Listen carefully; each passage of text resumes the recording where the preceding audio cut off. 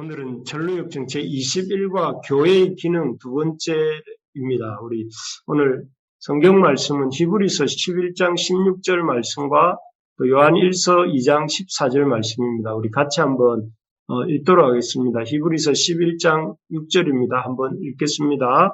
그들이 이제는 더 나은 본향을 사모하니 곧 하늘에 있는 것이라. 이러므로 하나님이 그들의 하나님이라 일컬음 받으심을 부끄러워하지 아니하시고 그들 위하여 한 성을 예비하셨느니라. 요한일서 2장 14절 아이들아 내가 너희에게 쓴 것은 너희가 아버지를 알았으며 아비들아 내가 너희에게 쓴 것은 너희가 태초부터 계신 이를 알았으며 청년들아 내가 너희에게 쓴 것은 너희가 강하고 하나님의 말씀이 너희 안에 거하시며 너희가 흉악한 자를 이기었음이라. 오늘 이 두 구절 말씀을 가지고 교회의 기능 이런 제목으로 말씀을 잠깐 나누려고 합니다. 우리 계속해서 이제 아름다운 궁전에서 크리스찬이 머무르는 동안에 일어난 이야기들을 쭉 살펴보고 있습니다. 이제 지난주에는 이 아름다운 궁전에서 크리스찬이 그 도서관에 들러서 이 궁전 주인에 대해서 또 그리고 그의 종들, 동력자들에 대해서 이렇게 말씀을 읽고 배우는 장면과 또 무기고에 들러서는 전신갑주로 무장하는 이런 모습을 이렇게 보았습니다. 그리고 이 도서관과 무기고에 각각 들렀다 이렇게 나온 이 크리스찬이 오늘은 드디어 출발을 하려고 합니다. 그런데 이렇게 참 아름다운 궁전을 떠나려는 크리스찬을 분별과 경건, 자비와 신중이라고 하는 이 4명의 교회 직원이 붙듭니다. 붙들고는 하는 말이 이렇게 하루만 더 머물자고 이렇게 청합니다. 그렇게 청하면서 만약에 당신이 이렇게 하루 더 머물게 되고 날씨가 맑으면 당신에게 기쁨의 산을 우리가 보여주고 싶습니다 하면서 그 산은 현재 있는 것보다 천국이 더 가까운, 천성이 더 가까운 곳이기 때문에 당신에게 큰 위로를 줄 것입니다. 이렇게 말을 해요. 여기서 이제 지도를 보시면 지금 이 아름다운 궁전이 여기에 있습니다.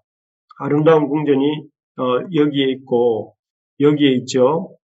아름다운 궁전이 여기에 있습니다. 여기에서 지금 머물면서 4명의 교회 직원을 만나서 전신갑주를 입고 무기고 도서관에 들어서 궁전과 이 순례의 길의 주인에 대해서도 듣고 했죠. 그런데 여기에서 이렇게 하룻밤을 더 머물면서 그 다음 날 아침에 이 기쁨의 산이라고 불리는 이곳에 대해서 보여드리겠다 이렇게 얘기를 한 거죠. 그래서 크리스찬은 이들의 말을 듣고 크리스찬이 하루 더 머물기로 합니다. 그래서 그 다음 날 아침에 이 아름다운 궁전의 옥상에 올라가서 크리스찬이 남쪽을 이렇게 바라보는데 그 남쪽에는 임마누엘의 땅, 이 기쁨의 산이 위치한 이 땅을 임마누엘의 땅이라고 부릅니다. 그 임마누엘의 땅에 솟아있는 기쁨의 산이라고 하는 산을 바라보면서 그 산의 숲과 또 포도원, 또 많은 종류의 꽃과 또 이렇게 실과 샘물과 분수 등을 이렇게 조망하지요. 그걸 보게 되면서 이렇게 크리스찬은 그야말로 이 산의 이름처럼 기쁨을 맛보게 됩니다. 그래서 이 임마누엘의 땅을 바라보면서 또 그 땅에 있는 산과 숲과 나무들과 또 실과와 샘물과 이런 분수 등을 보면서 이렇게 그런 기쁨을 맛보게, 소망과 기쁨을 맛보게 하려는 것이 이 교회 직원들이 크리스찬을 하루 더 머물게 한 목적이었던 것이죠.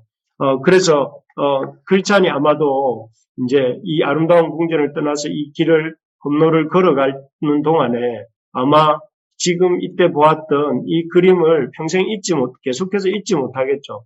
그 기쁨의 산의 숲과 또 나무들과 또 이렇게 이 실과들과 또 아름답게 흐르는 냇물과 분수들을 이렇게 기억하면서 이 험한 순례의 여정을 기억하는 동안 늘 소망을 품고 또 그 행로의 끝을 생각하면서 즐겁게 이렇게 행로를 가도록 그럴 목적으로 사실은 이 교회 직원들이 크리스찬에게 하루를 더 머물고 또 그리고 이렇게 이 궁전 꼭대기로 올라가서 기쁨의 산을 보여준 목적인 것입니다.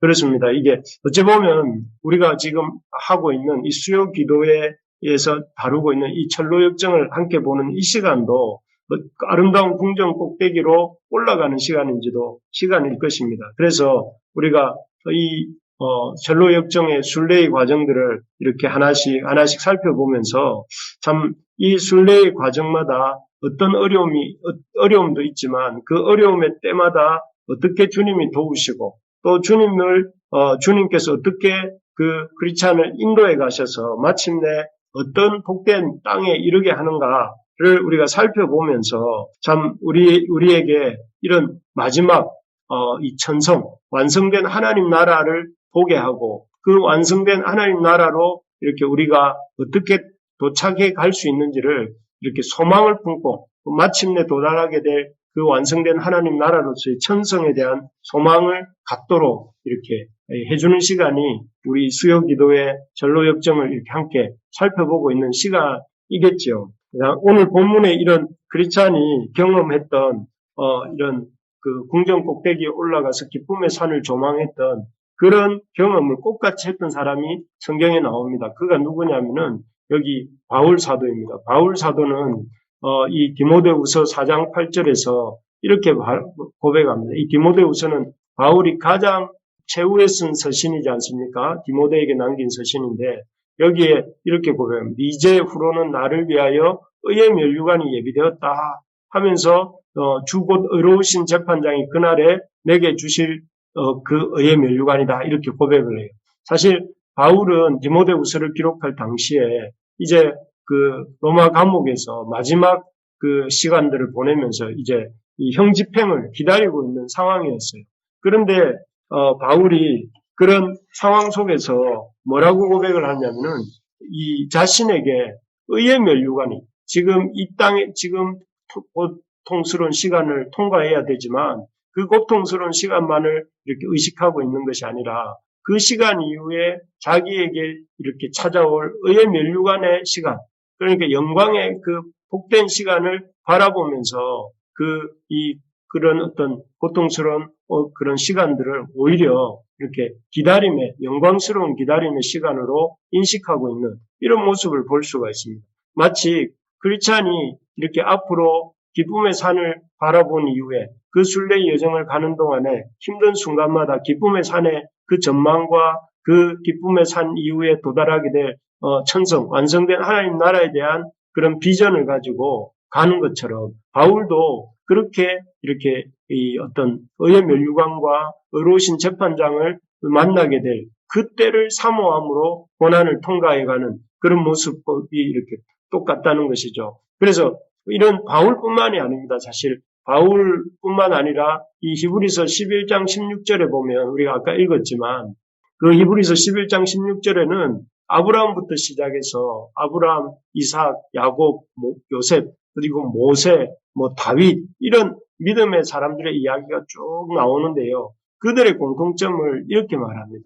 그들이 이제는 더 나은 본향을 사모하니라고 합니다.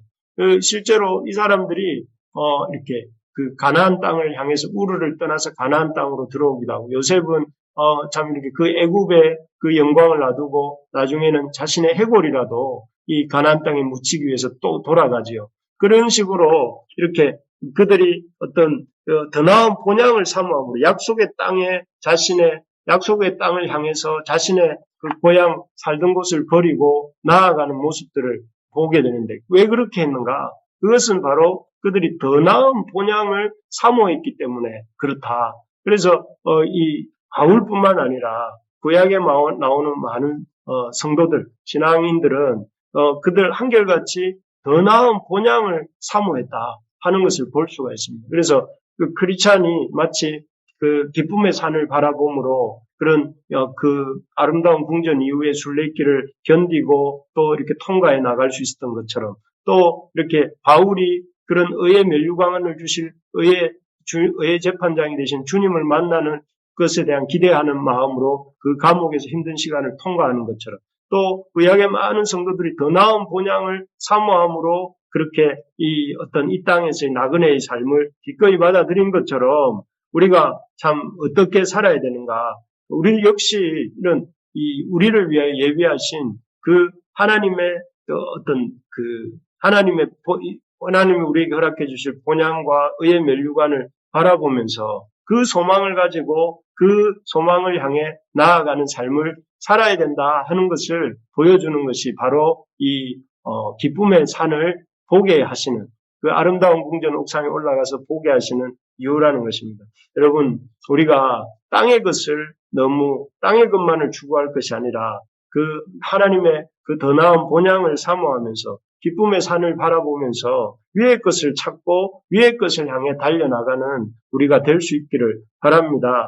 그래서 이 땅에 이 어떤 살아가는 동안에 우리가 꿈꾸고 도전해야 될 것들 중에 어떤 것들이 있는가 하면은 단순하게 이 땅에서 어떤 지위나 어떤 부가 아니라 여기에 보면 요한일서에 보면 이렇게 요한일서에는 영적 단계에 대해서 얘기가 나오는데 아이들아 해서 영적 아이들에 대해서 얘기하고 또 그 다음에 청년들아 해서 그 영적 청년들에 대해서 얘기하고 그리고 아비들아 해서 이런 그 아비들 이렇게 영적인 그 어떤 수준과 단계들을 얘기합니다. 여기 보면 아이들은 사실 여러분 알겠지만 아이들은 누군가의 도움과 지지가 필요하죠. 이 사람들 어떻게 보면 영적 아이들은 이렇게 막 예수님을 믿고 거듭난 제사함을 받고 거듭난 사람들. 그래서 누군가의 도움이 필요한 존재들이라면 청년들은 이제는 자기가 누구인지를 알고 자기 정체성이 분명하고 스스로 자신의 신앙을 유지하는 그리고 또 조금은 남을 도와줄 수 있는 정도의 단계가 청년이라고 할 수 있겠죠. 그리고 이 청년의 단계에서 좀 더 나아간 단계가 아비들입니다. 아비들은 누구냐면은 이 아비들은 재생산을 해낼 수 있는 이렇게 그 어른들은 이 영적 부모들은 아이들을 낳고 양육하고 이렇게 이 성장시키는 이런 단계가 있는 거예요. 그래서 요한일서에서 요한 사도는 이 영적 단계에 따라서 각 사람들에게 권면하고 있는 내용이 방금 이 2장 14절 이 구절인데요. 우리가 이 땅에서 어떤 소망을 가져야 되냐면 또 지금만이 아니라 멀리 내다봐야 되고 또 영적으로도 이렇게 자라가는 이런 소망을 좀 가질 필요가 있습니다. 아이들에서 청년들로, 청년들에서 아비들로. 그래서 우리가 어떤 구원받고 이렇게 기뻐하는 그 단계에 제사함 받고 하나님 구원받은 백성으로 기뻐하는 단계에서 이제는 자기 스스로 은혜를 또 이렇게 은혜를 붙들고 또 다른 사람들을 도울 줄 아는 청년의 단계. 또 그 청년의 단계에서 끝나는 것이 아니라 다른 사람들을 이렇게 거듭나게 하고 또 그 사람들을 양육해가는 아비들의 단계. 지난주에 살펴봤던 바나바와 같은 그런 삶을 살아가는 단계로 살아가고자 하는 그러니까 영적인 어떤 그 높은 것, 또 영적인 어떤 높은 수준의 것을 소망하면서 위의 것을 추구하는 삶을 살아야 된다 하는 것을 이렇게 볼 수가 있습니다. 그렇습니다. 우리 아름다운 궁전을 떠나면서 또 이게 우리 아름다운 궁전이 교회라고 했는데 교회 생활을 통해서 여러분들이나 제가 꿈꿔야 될 것이 무엇이냐면은 이런 아주 이 더 나은 본향에 대한 사모함과 아울러서 영적인 성장의 비전을 품고 내가 영적으로 점점 성장해 가야 되겠다. 아이의 수준에서 청년들의 수준으로 또 영적 아비의 수준으로 나아가는 우리가 되어야 되겠다 하는 그런 꿈을 꾸는 우리 부르심의 가족들이 되기를 소망합니다. 그래서 어쨌든 이런 크리스찬 아름다운 궁전에서 기쁨의 산을 조망한 크리스찬은 이제 배웅을 받으면서 내 직원의 배웅을 받으면서 순례의 길을 다시 시작하게 됩니다. 그런데 이 크리스찬이 순례의 길을 시작하자마자 이렇게 맞이하게 된 게 뭐냐면 이런 그 험한 이런 골짜기의 길이었습니다. 그래서 크리스찬이 이 옷을 입고 이 골짜기를 내려가게 되죠. 이 골짜기를 내려가게 될 때에 참 이렇게 너무 길이 가팔라서 옆에 이런 분별과 자비, 신중과 경건 같은 교회 직원들이 동행해 주었지만 그럼에도 불구하고 이 크리스찬이 몇 번이나 미끄러지고 넘어질 뻔했다 하는 얘기들이 나옵니다. 그래서 그렇게 생각해 보면서 참 왜 이렇게 아름다운 궁전을 나서는 순간부터 이런 내리막길 골짜기를 만나게 하시고 미끄러지고 넘어지게 하신 것일까? 이런 생각을 해볼 때에 성경에 이런 구절이 있습니다. 고린도전서 10장 12절에 보면 그런즉 선줄로 생각하는 자는 넘어질까 조심하라.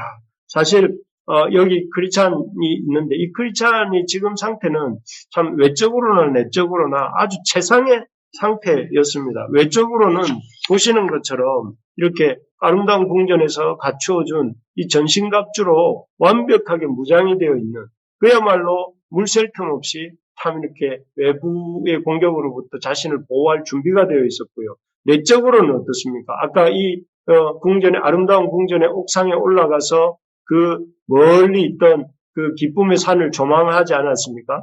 기쁨의 산을 조망하면서 그 아름다운 숲과 나무와 또 그리고 냇물과 또 그 아름다운 과실들을 보면서 그 마음에 큰 어떤 소망이, 큰 꿈이 이렇게 넘쳐 흐르는 상태였습니다. 그래서 그 어느 때보다 이렇게 신이 나고 또 어느 때보다 자신감이 붙어 있는 그런 상태였습니다. 그런데 이런 상태야말로 어떻게 보면 마치 이렇게 오늘 제가 길을 지나가다가 초보 운전자가 사고를 내는 걸 보았는데 그 초보 운전자가 이렇게 차량 운전이 조금 자신감이 붙게 되면 그 자신감이 너무 지나쳐서 사고를 낼 수가 있는데 그런 것처럼 이 크리스찬도 지금 아름다운 궁전을 지나서 내외적으로 업된 상태로 가다가는 큰 이렇게 큰 사고를 낼 수 있는 그런 상황이었기 때문에 주님께서는 이런 크리스찬으로 하여금 이런 골짜기 내리막길을 이렇게 걷도록 하신 것이죠. 그래서 이런 골짜기 내리막길을 걷다가 보니까 정신을 바짝 차려야 되고 또 이렇게 더 균형을 잘 잡도록 무거운 전신갑주를 입고 있기 때문에 이렇게 더 힘을 주어서 균형을 잘 잡아야 되고 또 그러면서 조심조심해서 내려갈 수밖에 없는 그런 내리막길, 골짜기 길을 이렇게 주신 것이죠. 그렇습니다. 하나님은 우리에게 참 때로는 은혜를 주시기도 하시지만 생각지 못한 곳에서 큰 어려움을 만나게 하시죠. 그래서 그런 어려움을 만나는 것을 통해서 우리가 교만하지 못하도록 아주 이렇게 교만해서 마음을 평 놓지 못하도록 이렇게 깨어 있도록 더욱더 긴장하고 하나님과 하나님의 도우심을 찾고 의지할 수밖에 없도록 그렇게 합니다. 그래서 우리가 긴장하여서 하나님의 그 도우심을 찾고 하나님을 의지하다가 보면 그렇게 하다 보면 우리가 하나님에 대해서 더 이렇게 참 밀착하게 되고 그런 밀착함이 사단과 세상과 마귀에 대해서 이렇게 틈을 주지 않게 되는 것이죠. 그래서 이런 하나님이 아름다운 궁전을 지나자마자 이렇게 미끄럽고 넘어지기 쉬운 그런 내리막길 골짜기를 만나게 하신 것이 어쩌면 불평의 조건이 아니라 감사할 조건이 되게 하시는 것입니다. 왜냐하면 그 고난 때문에 그 어려운 길 때문에 더욱더 조심하게 되고 겸손하게 만들고 더욱더 주님을 의지하려고 하고 인격적으로 주님을 의지하고 찾다가 보면 예수님을 더 인격적으로 만나게 되기 때문에 그렇습니다. 그래서 이런 식으로 이런 고난의 골짜기를 이런 겸손의 골짜기를 통과해 나갔던 대표적인 사람이 누군가 하면은 욥입니다.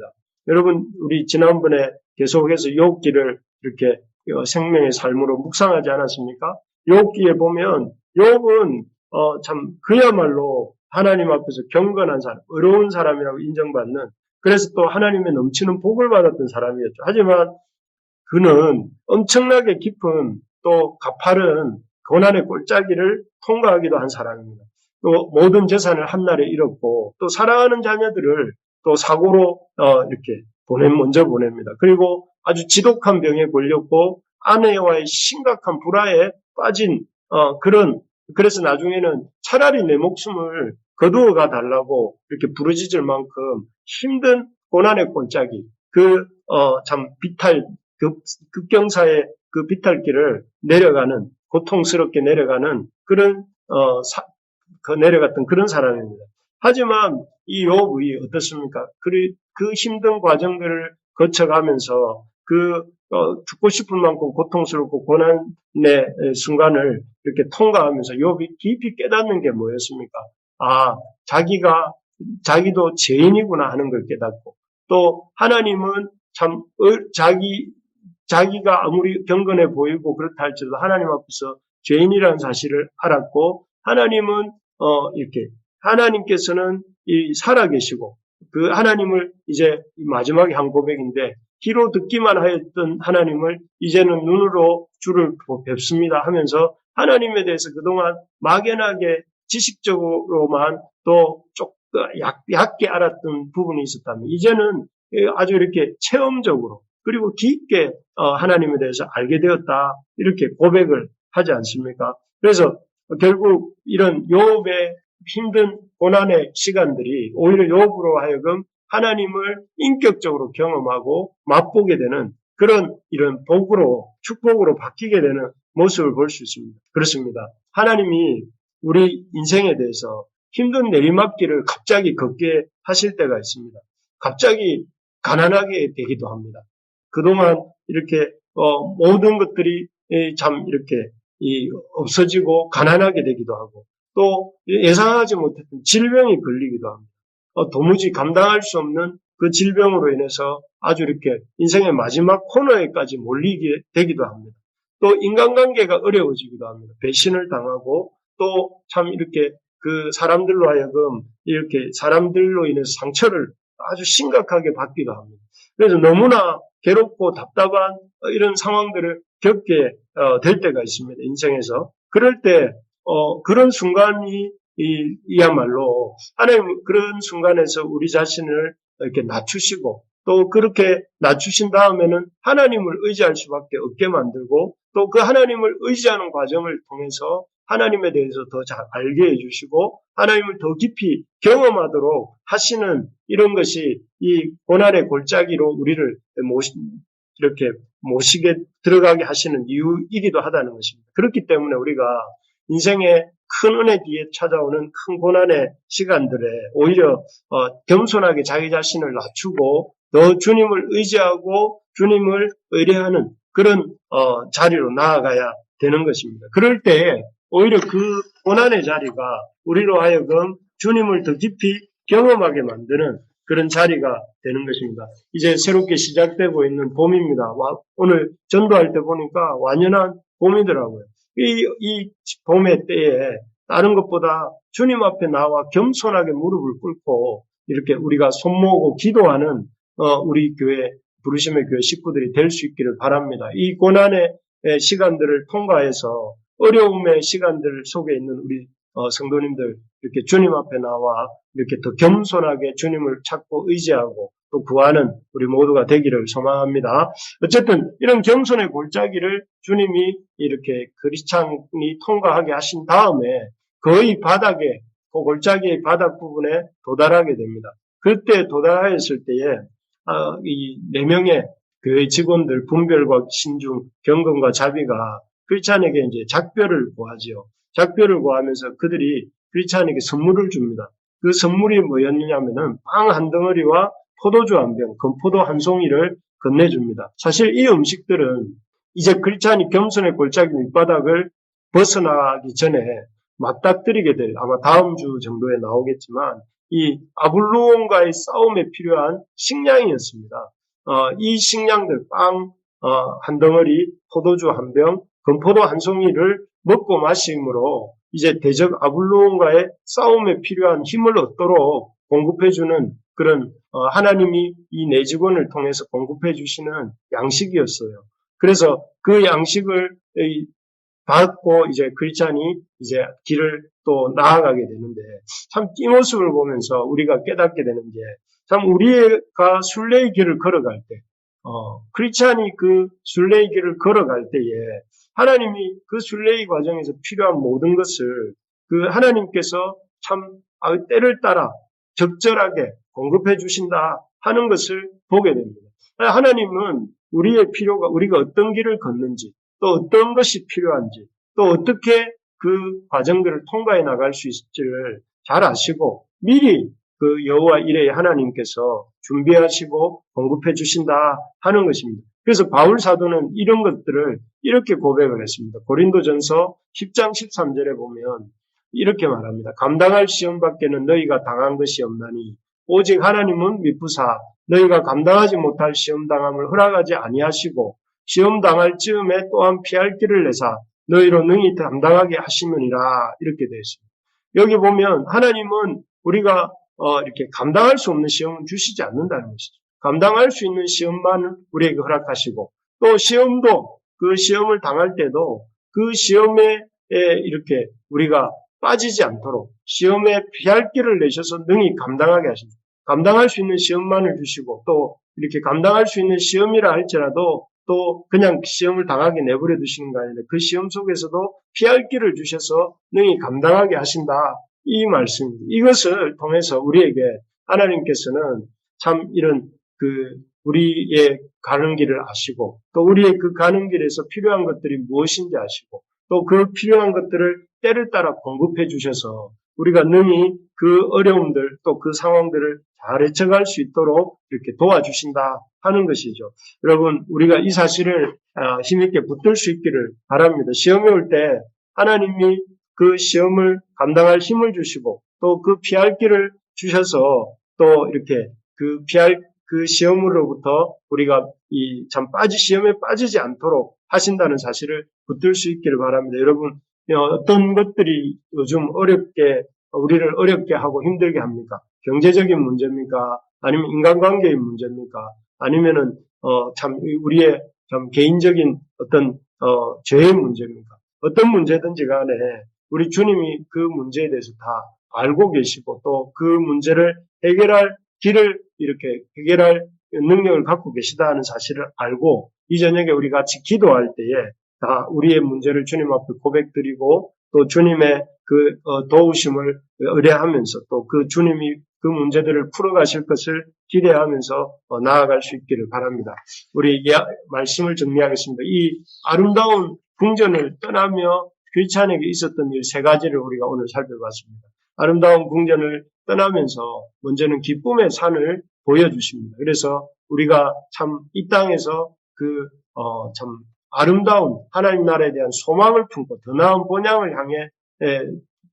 본향을 향한 소망을 품고 살아야 된다 하는 것을 보여주십니다. 그래서 우리가 이 땅에서 그 천국의 소망을 품고 또 영적으로 성장해 돼가는 영적 아이에서 영적 청년으로 영적 청년에서 영적 부모의 단계로 나아가는 그런 소망을 품고 살아야 된다 하는 것을 보여주셨습니다. 그리고 또 이렇게 이 비탈길, 겸손의 골짜기를 통과하게 하면서 그 골짜기에서 참 이런 고난과 어려움을 통해서 주님을 더 깊이 만나게 하는 이런 모습을 보았습니다. 그래서 우리가 우리 인생에 이런 큰 은혜 다음에 찾아오는 큰 어려움들이 있는데 그 어려움들 속에서 오히려 주님을 더 인격적으로 깊이 만날 수 있는 기회다 하는 것을 깨닫고 오히려 어려움의 때에 더 주님 앞으로 가까이 나아가는 우리가 되어야 된다 하는 것도 보았습니다. 그리고 마지막으로 이렇게 내 직원 분별과 경건과 신중과 자기가 내민 그 떡과 포도 송이와 이러한 것들을 통해서